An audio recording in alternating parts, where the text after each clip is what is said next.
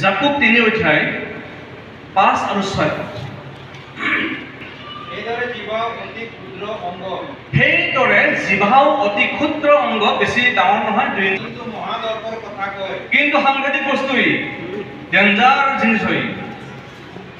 ই danger জিনিস, ই মানুহক মাৰি পেলাব পাৰে। কিন্তু ই এনেকুৱা এটা ডেঞ্জাৰ জিনিস, ই মানুহৰ হাতীৰ বেমাৰ ভাল কৰিব পাৰে। সাৱধান।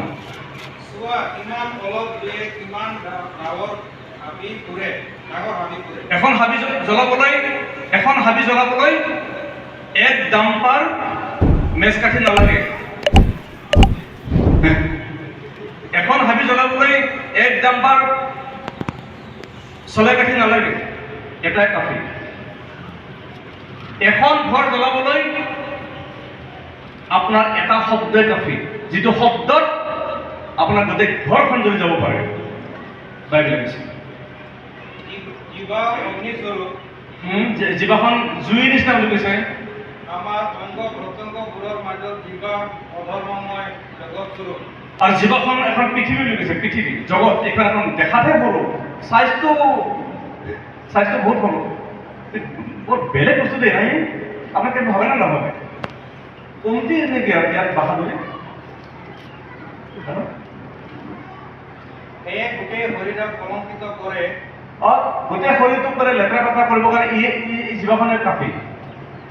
আপুনি কথা যাব নালাগে আৰু জন্মৰ চক্ৰক প্ৰজ্বলিত কৰে, আৰু নিজৰ নৰকৰ অগ্নিৰে প্ৰজ্বলিত হয়। সি নিজেও যাব আৰু গোটেইকেইটাকে লৈ যাব। এনেকুৱা বস্তু দুই দিছে জিভা। সেইকাৰণে আমাৰ যি জিভাক কণ্ট্ৰল কৰিবৰ কাৰণে, বিশেষকৈ আমাৰ মহিলাসকলৰ কাৰণে বাইবেলে অনেক কথা কৈছে। আৰু মহিলাসকলৰ শিক্ষণ কাৰণে মহিলাসকলক কৈছোঁ মই যে আমি সদায় আমাৰ মাত কথাত আমাৰ ঘৰখনে সুস্থ হৈ উঠিব লাগে। আপোনাৰ নম্ৰতা, আপোনাৰ সকলোকে কৰা প্ৰেম, আদৰ্শ মহিলা, ঈশ্বৰৰ প্ৰতি ভয় ভক্তি, সদায় আপুনি আঁঠুকাৰি প্ৰাৰ্থনা কৰা মহিলা, চকু পানী পেলাই নিজৰ স্বামীৰ কাৰণে কান্দা মহিলা, আপোনাৰ ল'ৰা ছোৱালীবিলাকক আত্মিক দিশত লৈ যাবৰ কাৰণে আপুনি কৰা প্ৰাৰ্থনা, সেইগৰাকী মহিলাই যদি কাৰোবাক মাত এষাৰ দিয়ে, তাৰ বেমাৰ ভাল নহ'বনে? বেমাৰ ভাল হৈ যাব, হাৰ্টিৰ বেমাৰ কিন্তু ভাল হৈ যাব। আৰু সেয়ে মিঠা বুলি কৈছে, সেয়ে মৌ পোহৰ দৰে যোনে খাব সিয়ে মিঠা পাব। আৰু মিঠা বুলি কৈছে। আজি আমাৰ মণ্ডলীৰ মহিলাসকলে এই কথা ভালকে মন দিয়ক। আমাৰ ল'ৰা ছোৱালীবিলাকক আমি কোনখন স্কুলত পঢ়াম, ইংলিছ মিডিয়ামটো আমাক লাগিব, এইটো সেইটো মই ভুল বুলি কোৱা নাই। কিন্তু আমাৰ ধান্দাটো হৈছে কি, আমাৰ ল'ৰা ছোৱালীবিলাকে কি পাব লাগিব, আমাৰ মেণ্টেলিটি, আমাৰ ধান্দাটো এনেকুৱা হৈ গৈছে এতিয়া, আমিও জগতৰ নিচিনা হৈ গৈছোঁ। আমাৰ ল'ৰা ছোৱালীয়ে 95% পাব লাগিব। পাতি পেলাই মাথা মাৰি হ'লেও তাক সাজিব বনাব লাগিব। সি ভাল মানে পাৰ্চেণ্টেজ বহুত ওপৰত হ'ব লাগিব, তাত খুব ভাল হ'ব লাগিব, মানে নাম্বাৰ ভালকৈ পাব লাগিব।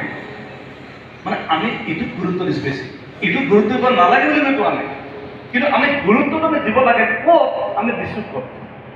কিন্তু সেইগৰাকী মাকে বা সেইজন বাপেকে কি কৰিছে, আৰু তাক ঈশ্বৰলৈ যিটো ভয় ভক্তি, ঈশ্বৰৰ লগত যিটো সম্পৰ্ক, ঈশ্বৰৰ ওচৰত যদি সি নাথাকে, তাৰ জীৱন যে ধ্বংস হৈ যাব, সেই কথা কেতিয়াও শিকোৱা নাই। কেনেকৈ শিকাব? মাক বাপেকে নিজেই একেই। সেইকাৰণে প্ৰিয়সকল, ইয়াত কৈছে যে আমি দৰ্পৰ কথা নকৈ আমি ঈশ্বৰৰ পৰা আমি তেওঁৰ ওপৰত ভৰসা কৰি, তেওঁৰ পৰা আমি আশীৰ্বাদ প্ৰাপ্ত হৈ আমি তাকেই গৰ্ব কৰিব লাগে।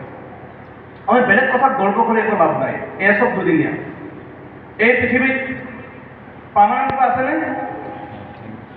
কিবা আছেনে পাৰ্মানেণ্ট? পৃথিৱীত একো পাৰ্মানেণ্ট নাই।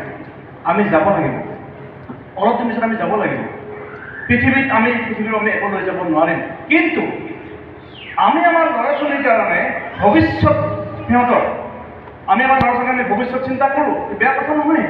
কিন্তু আমি এইটো চিন্তা নকৰোঁ যে আমাৰ ল'ৰা ছোৱালী ভৱিষ্যতে তাৰ আত্মিক জীৱনটো সি কেনেদৰে পাৰ কৰিব।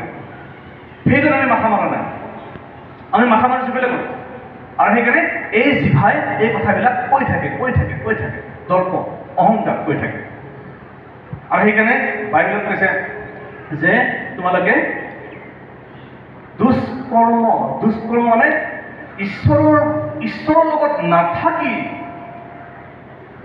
ঈশ্বৰৰ লগত সম্পৰ্ক নাৰাখি কোৱা কথা, কৰা চিন্তা, যোৱা ৰাস্তা, তুমি তাৰ নিচিনা তুমি নহবা।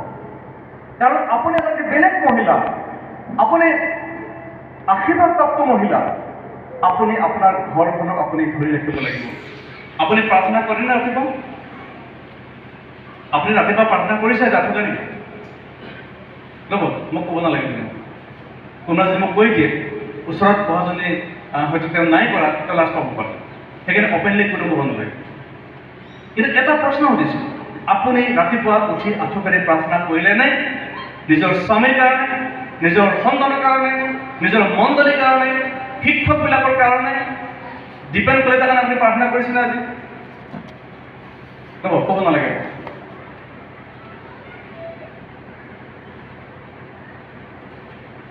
আমি জাগতিক হৈ লৈছোঁ প্ৰিয়সকল, আমি জগতৰ নিচিনা হ'ব বিচাৰিছোঁ। জগতে যেনেকৈ চলিছে আমি তেনেকৈ চলিছোঁ, কিন্তু বাইবেলে কৈছে তুমি সিহঁতৰ নিচিনা তুমি নহ'ব, তুমি বেলেগ হয়। ৰ'ব, সেইটো প্ৰত্যেক 15 অধ্যায় 1 চাওঁ।